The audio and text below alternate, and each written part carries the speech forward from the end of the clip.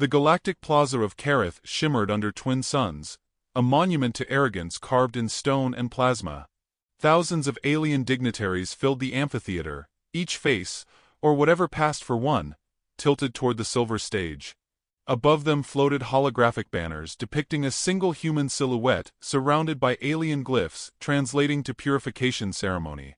The Empire loved theatrics almost as much as it loved cruelty. They had chosen humans again. At the center stood 7 women, wrists cuffed behind their backs, necks encircled by sleek metallic collars that glowed faintly blue.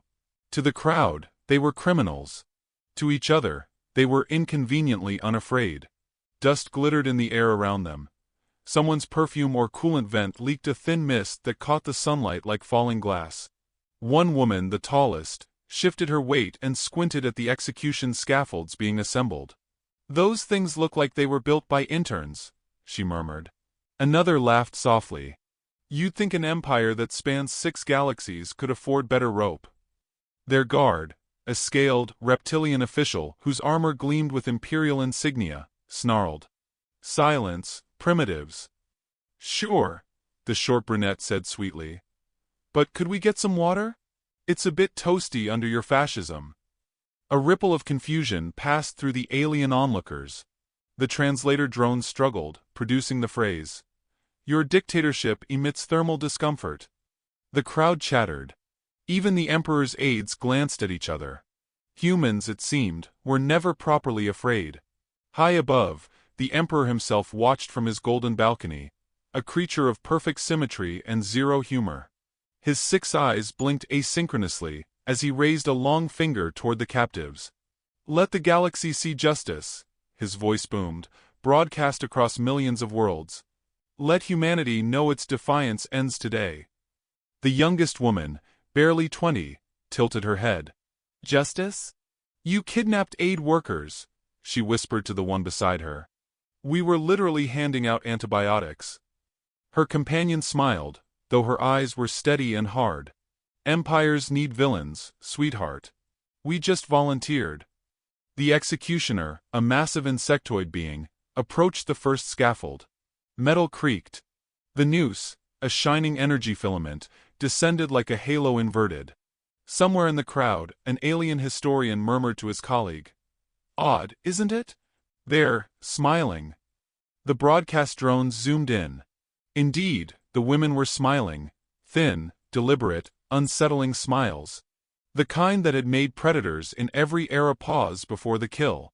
That was when the murmurs began. Rumors that humanity's envoy had arrived. The broadcast flickered, and on the far side of the plaza, a figure stepped out of a small transport ship. He was unarmed. He carried no entourage. His uniform bore no rank, only the silver insignia of Earth's diplomatic corps. Mid-30s, brown hair trimmed neatly, expression mild. He looked almost bored, like a man late for coffee rather than confronting an empire. His name wasn't announced. His presence was enough. He walked up the marble steps slowly, nodding to alien guards who didn't know whether to salute or shoot. His voice, when it came, was smooth honey with iron underneath. "Forgive the interruption," he said into a dozen microphones. "I was told there was a cultural demonstration. Imagine my surprise, it's a hanging." The Emperor leaned forward, voice dripping disdain. "Human delegate, you were not invited." "Oh, I know," the man said warmly. "I just hate missing history being made. Plus, I heard there'd be snacks." Somewhere deep in the crowd, a few alien scholars who had studied Earth's humor translated the tone, and went pale. The delegate continued. "Now, I realize you see these women as criminals. I see them as citizens. And Earth has this funny little policy about citizens being executed without due process. We call it a casus belli. You know, a fancy Latin thing." Several alien officials whispered the translation. One coughed nervously. The Emperor waved an impatient claw. "Earth has no right to lecture the Empire. You are an infant species." The man smiled. "That's true. We're new. We're messy. We overeat, overshare, and occasionally overthrow empires by accident. But we're learning." He stepped closer to the scaffolds. The guards aimed their plasma rifles, but he ignored them, adjusting his cuffs. "Tell you what," he said softly. "Release them. Make this a misunderstanding, and we'll all go home pretending you didn't just threaten to hang 7 women on live holofeed." "And if we refuse?" One of the Imperial generals sneered. The man's tone didn't change. "Then history gets interesting." The general scoffed. "Your ships are primitive. Your colony's weak. You'd lose within a week." The human blinked once, slowly, as if genuinely considering that. Then he smiled again. "You might be right. Or maybe you've confused kindness for capacity." A hush fell over the plaza. The women exchanged glances. They knew that voice, gentle, ironic, and deadly. The man had a reputation whispered among soldiers and politicians alike. He was the strategist who had once ended a planetary siege by sending the enemy 50,000 tons of food, laced with a timed sedative. A polite monster. The kind Earth sent only when negotiation was theater, and victory already written. He looked up at the Emperor. "You know where I come from. Threatening women doesn't end well. We wrote entire mythologies about it. Trojans, Spartans, Vikings, even sitcoms." The translator rendered sitcoms as cultural revenge rituals involving laughter. It didn't help. The Emperor rose, furious. "You dare mock?" "Oh, not at all," the man said. "Mocking implies disrespect. This is just friendly advice." He pulled a small device from his pocket and placed it on the podium. The lights flickered. Every holographic banner of the Empire glitched for a split second, replaced by a blue Earth logo, a simple sphere wrapped in orbit lines. Then normality returned. "Technical malfunction," he said cheerfully. "Probably solar interference." The Emperor's aides scrambled to restore control, their whispers panicked. In that flicker, every Imperial network had been pinged, mapped, and quietly compromised. But no one except the humans knew that yet. The women on the scaffold straightened. Hope, or something sharper, lit their eyes. One mouthed silently toward the man. "You're late." He smiled, barely perceptible. "Traffic," he mouthed back. The executioner waited for orders. The Emperor gestured sharply. "Proceed." The energy filaments descended once more. A collective breath swept through the crowd. Somewhere, thunder rolled. Not from the sky but from far beyond the planet's orbit. The air tasted of metal and ozone. The diplomat looked up, blinking against the sunlight, as if measuring time in heartbeats. "Your Majesty," he said calmly. "Before you do this, may I offer a thought?" The Emperor snarled. "Speak your last." "It's just, you're about to hang 7 women. Statistically speaking, that's the number of people it takes to start a human revolution. We have a thing for sevens, 7 continents, 7 days, 7 kinds of revenge." The executioner hesitated. The Emperor gestured again. The filaments brightened. And snapped. All 7. The crowd gasped. The energy fields died simultaneously, smoke rising from their bases. Panic rippled through the engineers. Systems check. Perfect. Power flow, stable. Logic, none. The women looked up, alive, untouched. The tallest grinned. "Told you," in turns. The diplomat sighed softly, brushing imaginary dust from his sleeve. "See, that's the problem with tyrants," he said into the microphone. "You never read the fine print." He turned toward the Emperor, voice still pleasant. "This demonstration is now concluded. Please mark today's date carefully." The Emperor hissed, "Why?" The man met his gaze with those mild, unblinking human eyes that had watched empires burn, and called it Tuesday. "Because it's the last day the galaxy will ever mistake mercy for weakness." Above them, the twin suns dimmed, eclipsed by the shadow of ships arriving not from hyperspace, but from places the Empire hadn't yet learned to name. And for the first time in centuries, the great Emperor of Kareth felt something alien to him. Fear. The plaza was silent after the ropes snapped, an impossible, echoing silence that hummed with disbelief. Engineers scrambled to fix the execution rigs, but their devices refused to power up. The women stood unharmed, the human diplomat still smiling faintly, as if he just watched a magic trick that went exactly as planned. Someone whispered, "Sabotage." Someone else whispered, "Impossible." And the man at the center of it all straightened his tie. "Gentlemen, ladies, assorted tentacled dignitaries," he said smoothly, his voice carrying across the entire plaza. "Before anyone panics, I assure you, this is not an act of aggression. Merely a demonstration of how fragile your control really is." Guards raised weapons. Their targeting systems glitched. One soldier's plasma rifle locked onto his own commanding officer and refused to fire. The diplomat tilted his head. "Now see, that's why you always install firmware updates." Laughter rippled through the crowd. Not from aliens, but from the human prisoners, their laughter sharp and fearless. Even the Emperor's aides shifted nervously, glancing at their datapads, realizing communications across the city had gone dead. Every broadcast feed now displayed the same frozen image. The human diplomat, smiling pleasantly, holding a cup of tea someone swore he hadn't been holding 5 seconds ago. "Explain yourself," the Emperor thundered. "Oh, gladly," the diplomat replied, sipping from the cup. "You see, I came here hoping for conversation. Diplomacy. You know, the talking thing? But then you started hanging people, which, call me old-fashioned, complicates negotiations." The Emperor gestured sharply. "Seize him." A squad of elite soldiers charged forward. Their boots hit the polished ground in perfect rhythm. The diplomat didn't move. His eyes flicked upward, almost bored, as the first soldier's armor froze mid-stride. The others followed, motionless, caught mid-lunge like statues in a forgotten dance. The diplomat lowered his cup and sighed. "You really shouldn't use networked armor. It's like putting your nervous system on Wi-Fi." He turned toward the Emperor, still wearing that calm, professional expression. "Now, before you accuse me of hacking, which, yes, technically accurate, I should clarify something. I'm not here representing Earth. Not officially. My superiors find me unconventional." The crowd murmured again. The Emperor's primary eyes narrowed. "Then, who do you represent?" "Myself," he said softly, stepping closer to the dais. "And 7 women you tried to kill." There was no threat in his tone. None was needed.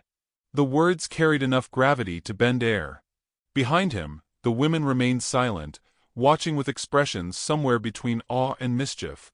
The youngest, still trembling slightly, whispered, "Is this the part where he negotiates?" Her companion smirked. "He doesn't negotiate. He rearranges outcomes." The diplomat continued, conversational as if discussing weather. "You see, your empire prides itself on discipline, order, control. Admirable values. But you made one small, microscopic mistake."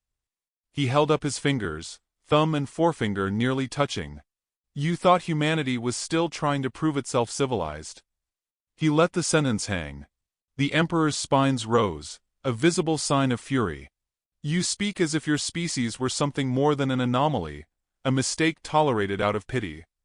"Maybe we are," the diplomat mused. "But anomalies tend to rewrite systems." He turned his gaze to the crowd, scanning the different faces.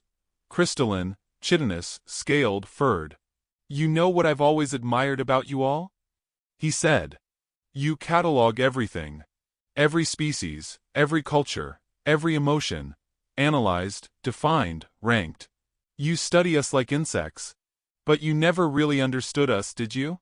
You measured fear, not fury. You tracked empathy, but not vengeance. You noted our fragility, never realizing how much it terrifies you that we choose to care."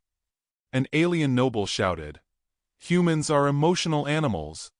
"Exactly," he said brightly. "And animals bite when cornered."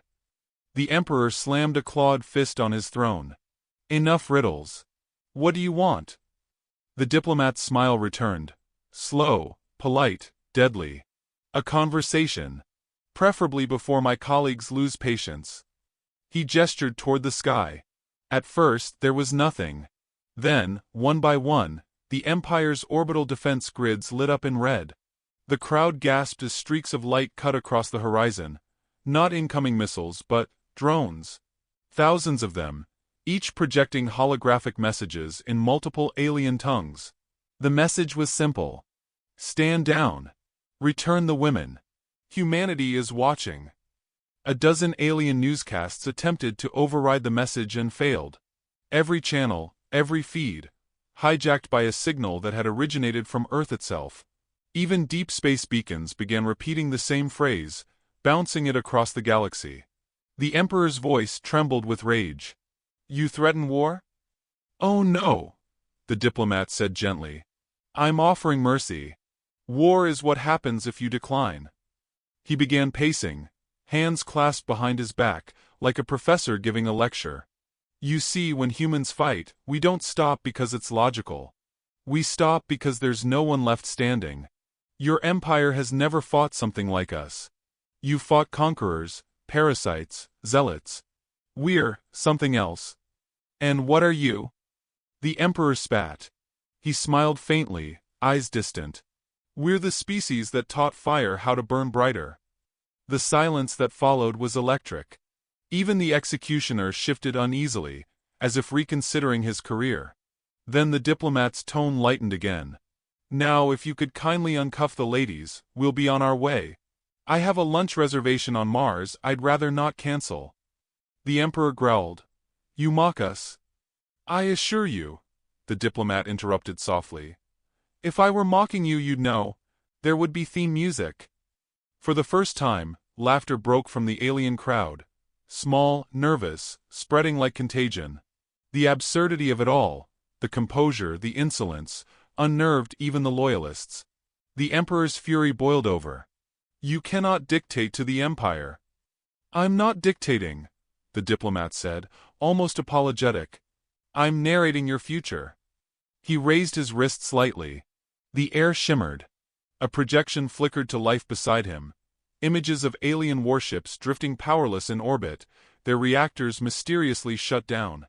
Consider this a gentle nudge. Your fleet is taking an unscheduled nap. I'd advise against waking it. How? The Emperor demanded. Our systems are secure. The diplomat offered. Yes, I read that in your brochure. He looked down at his wrist device and frowned playfully. Oh, look, someone's trying to trace the hack. That's adorable. Behind him, the women were freed one by one as the magnetic cuffs released. The youngest looked dazed. The eldest brushed her wrists and muttered. Same old empire, lots of rules, no sense. The diplomat turned to them. Ladies, thank you for your patience. I know this wasn't the spa day you were promised. Who are you really? One asked softly. He hesitated just long enough for the silence to deepen.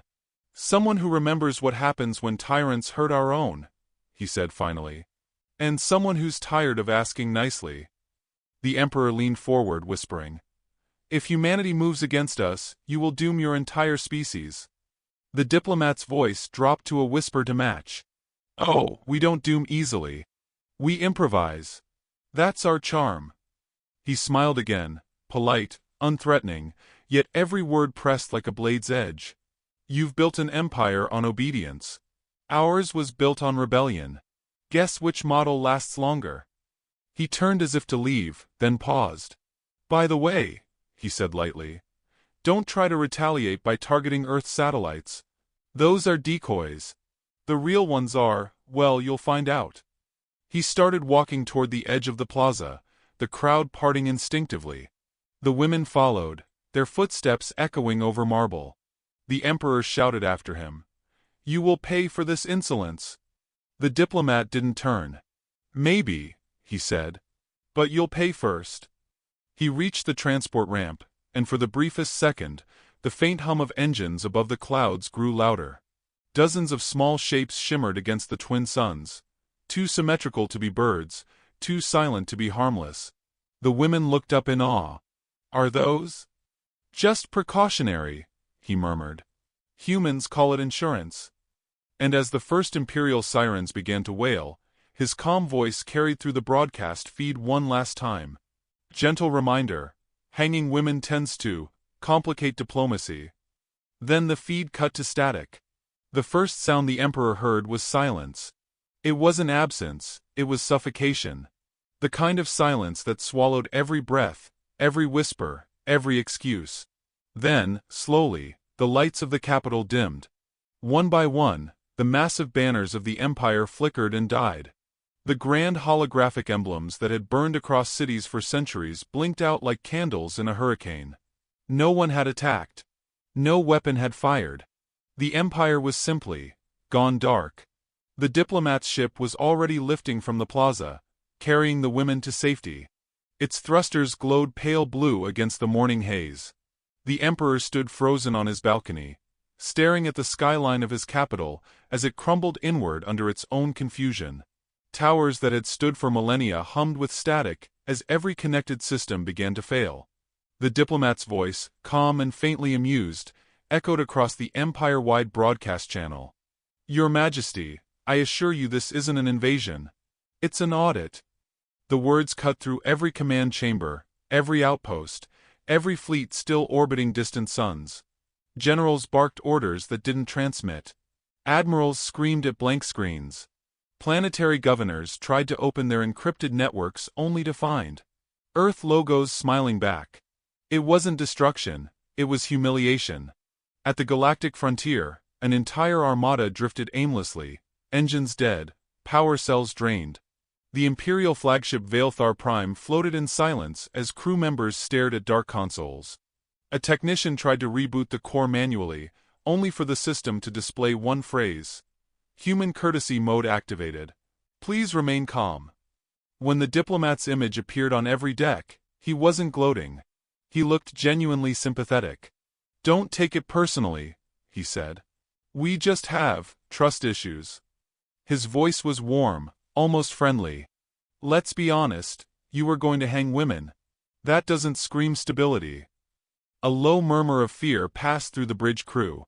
One officer whispered, "They were supposed to be primitives," and realized too late that the word had lost all meaning. Back on Kareth, the Emperor's throne room was chaos.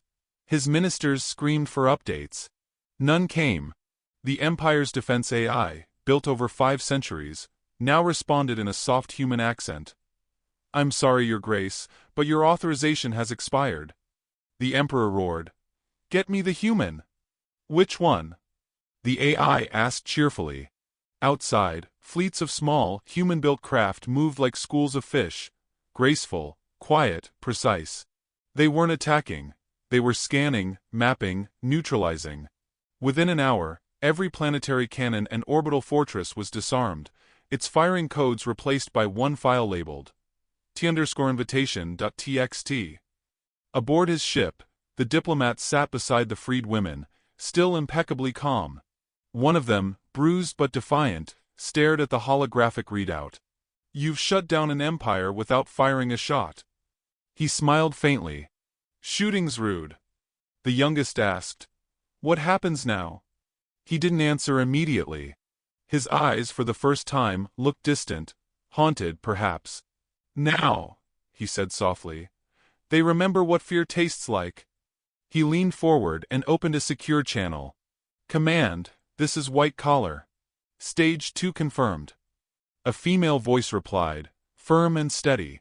"Copy that, White Collar. The dominoes are ready. Proceed when the Emperor makes his move." "Understood." He looked out the viewport. He always does. Down on Kareth, the Emperor made his move. "Mobilize every reserve." He bellowed, "I want Earth's sun burned to embers." The order rippled through what remained of the Empire's chain of command. A handful of ships managed to ignite their engines. Some began charging weapons toward Earth's coordinates. And then, stopped. Every system froze again. A single message appeared across all command screens. "You're aiming at the wrong planet." Then the stars themselves shifted. Dozens of cloaked human vessels, previously invisible to scanners, revealed their positions, spread across Imperial territory, encircling every major fleet.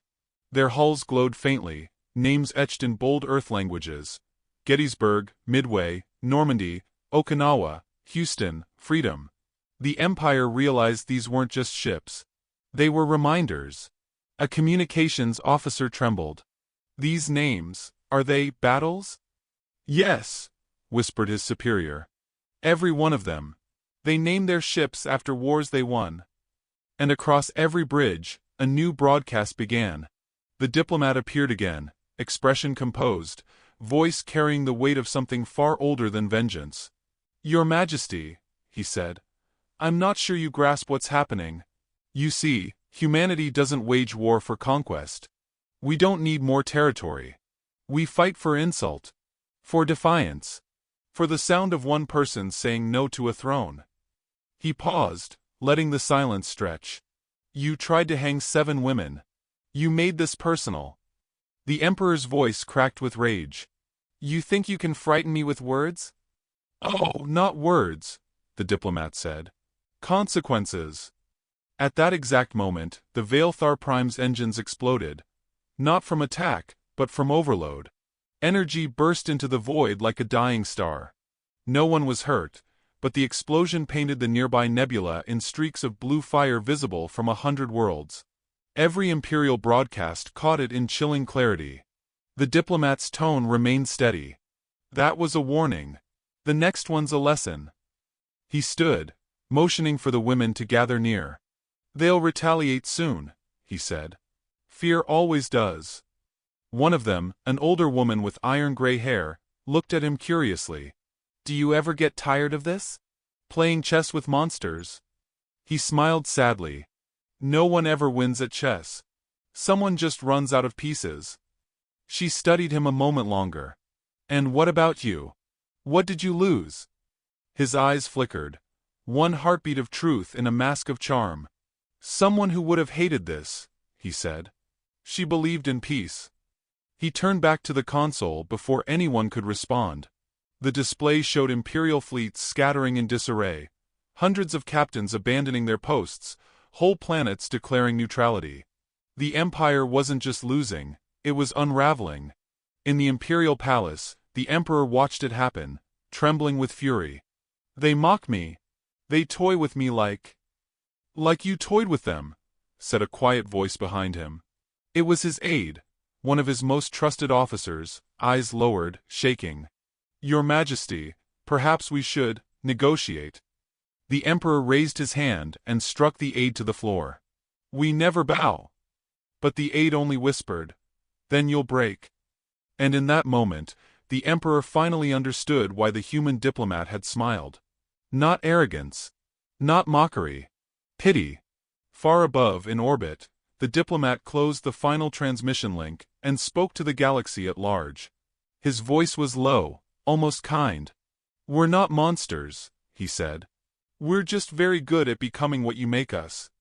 The words rippled outward, carried on every stolen signal, echoing across light years. On the planet's surface, citizens watched in stunned silence as human ships, sleek, silver, and utterly quiet, descended like ghosts. No bombardment followed. Only precision strikes on military outposts, followed by silence.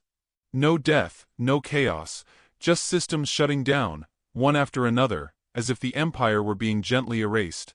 The diplomat closed his eyes. You wanted to teach us submission, he whispered. Instead, you reminded us of something we'd forgotten. He opened them again, gaze hard as obsidian.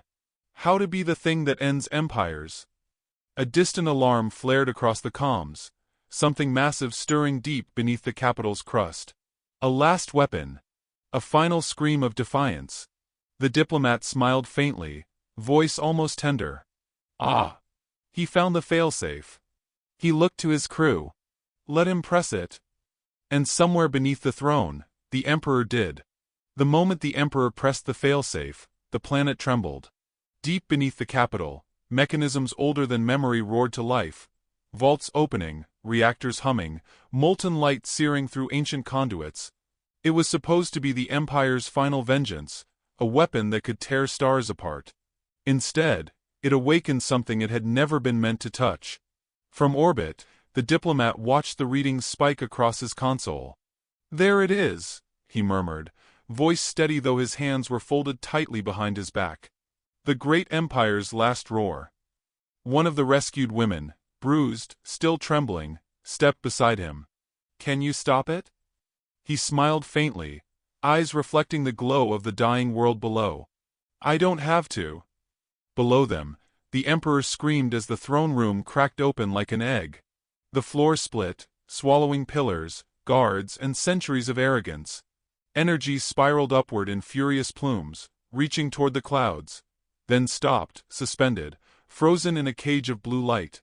A grid of human origin shimmered over the capital, turning apocalypse into imprisonment. The Emperor stared skyward, realization dawning too late. You wanted me to trigger it. In the sky, the diplomat's voice echoed through the capital's surviving comms, calm as rainfall. Of course I did. He turned to his helmsman. Initiate lockstep protocol. A dozen human ships peeled away from orbit, forming a perfect circle over the capital. Streams of light poured from their hulls, intertwining into a single vast ring that pulsed like a heartbeat. The Empire's ultimate weapon, its planetary core array, was now fused to that ring, sealed, redirected, rewritten. On every channel, across every surviving Imperial frequency, the message appeared. This is not destruction. This is reprogramming. The Emperor roared, clawing at the air. What have you done? The diplomat's voice came softly. We turned your weapon inward. The energy you've been storing for conquest will now feed your people instead. Power for homes, not guns. Light for cities, not battlefields. Your empire won't fall, Majesty. It'll wake up. The Emperor fell to his knees amid the ruins, choking on the irony. But in orbit, the diplomat wasn't smiling anymore. His composure held, but something colder lingered behind his eyes. You know, he said quietly to no one in particular, it would have been easier to just kill you. The eldest of the rescued women looked at him. So why didn't you? He hesitated. Because mercy terrifies tyrants more than bullets. The woman studied him, then said softly, You're still angry. He gave a small, almost broken laugh. Angry? I'm human. We make art from it. Below, the energy grid shimmered once more, then retracted, leaving the capital intact, rebuilt in an instant, the very architecture reshaped by the rechanneled core. The planet's sky cleared, its storms dying like embers in rain. And when the Emperor finally looked up again, he saw something he'd never seen before in his reign. Hope. In his people's eyes. They were no longer cheering for him. History, said the diplomat, tends to be kindest to those who survive it. Then, without ceremony, he turned off the broadcast. Silence filled the bridge. The freed women stood near the viewport, gazing down at the now stilled world. One of them whispered, It's over. But he shook his head. Not yet. He moved to the navigation console. The holographic map of the galaxy appeared. Thousands of stars, each with red marks where the Empire's fleets once stood. One by one, those marks blinked out, replaced by blue. Each blink corresponded to a surrender. Stage 3, he said softly. His second-in-command raised an eyebrow. Sir, we already have victory. He looked at her, voice low. No. We have their attention. Victory comes when they remember this feeling 1,000 years from now. The bridge dimmed as the ships aligned again, their hulls humming with resonance. Across the Empire, every weapon system was deactivated permanently, replaced by open-source code the humans uploaded into their central AI. The change was irreversible. Every star system the Empire once ruled would now govern itself. You dismantled their entire civilization in 4 hours, his lieutenant whispered. You realize that? He didn't answer. His gaze drifted toward the stars, toward home. You think I wanted this? He said quietly. I wanted them to stop hanging people. That was all. In the quiet that followed, the youngest woman stepped forward. Then why do you look like someone just died? He smiled without humor. Because empires always do. Down below, the Emperor walked among the ruins of his throne, surrounded by silence. His advisors were gone. His guards gone. His power, digitally erased, socially dismantled, morally bankrupt, reduced to a title without meaning. Around him, the citizens he once ruled approached hesitantly, their faces wary but curious. He looked at them, at the same crowd that had once cheered executions, and for the first time in his life, bowed his head. In orbit, sensors flared. "Sir," said the helmsman, "we're detecting power buildup from the planet's core again." The diplomat frowned. "That shouldn't be possible." The readings climbed, spiking higher than before. Then the hologram resolved the truth. Not an overload, but a signal. Thousands of energy signatures rising from the surface. Ships. Civilian ones. Every colony, every outpost, every vessel that had once served the Empire was now coming online, following the new code. They weren't attacking. They were transmitting the same phrase on every channel, in every dialect, from every world. "We are free." The diplomat exhaled slowly, tension easing from his shoulders. Then it worked. The woman beside him smiled faintly. "You sound surprised." "I always am," he said. "Freedom's the only weapon you can't control." He turned back toward the viewport. The stars beyond seemed quieter now, vast and solemn. The war had ended without annihilation. The galaxy had survived its worst instincts, for now. But beneath the calm, he could still feel the ghost of rage thrumming in his blood. The part of humanity that didn't forget. The part that would wait in silence for the next tyranny to rise. His comm unit blinked. "White collar," said the voice of command. "Confirmation received. Operation completed. Earth thanks you." He hesitated before replying. "Tell Earth. I'll be staying out here a while." "Understood. Shall we list this as peacekeeping?" He looked at the fading world below, at the lights beginning to rekindle. "Call it gardening." The channel closed. Minutes later, as the human fleet prepared to depart, he lingered by the viewport. The youngest woman stood beside him. "Will they come after us again?" she asked. "Not soon," he said. "Fear's a great teacher. And we just gave the galaxy a masterclass." She smiled faintly. "So this is what victory feels like?" He considered that. "No," he said at last. "This is what mercy feels like. It's quieter. Harder to live with." The fleet engines ignited, casting silver light across the void. As they ascended, the diplomat looked one last time at the world below. The Emperor's palace lay in ruins, but from its ashes rose new lights. Homes, power grids, voices shouting freedom into the sky. He smiled once more, faint and tired, and whispered, "Good. Now remember this." Then he turned away. The ships vanished into the stars, leaving only silence behind. And in that silence, for the first time in centuries, the galaxy dared to hope.